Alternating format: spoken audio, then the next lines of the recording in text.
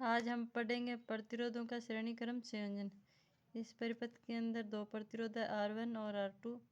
R1 का मान है 50 ओम और R2 का मान है 100 ओम। इसको 220 वोल्ट सप्लाई दी गई है। अब इसका कुल प्रतिरोध निकालना है। कुल प्रतिरोध का सूत्र होता है R1 प्लस R2, 50 प्लस 100, तो कुल प्रतिरोध हो गया इसका 150 ओम। अब है इस परिपथ के अंदर कुल धारा। श्रेणी परिपथ के अंदर धारा का मान समान होता है, तो I बराबर V/RT।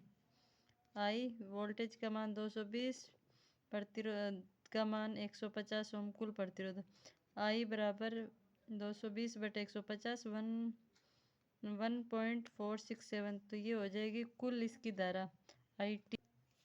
अब है 50 ओम के प्रतिरोध के सिरों पर वोल्टेज का मान कितना होगा, तो V का सूत्र होता है I गुणा R। अगर पहले प्रतिरोध की वोल्टेज निकालनी है तो V1 होएगा, तो I गुणा R1।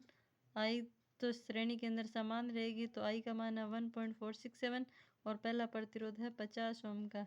इन दोनों का मल्टीप्लाई करेंगे तो 73.35 वोल्टेज आ जाएगी। इसी प्रकार दूसरे प्रतिरोध की जो वोल्टेज है वो निकालेंगे। 100 ओम के प्रतिरोध में V2 बराबर I गुणा R2। I समान है तो 1.467 गुणा 100, तो 146.7 वोल्ट।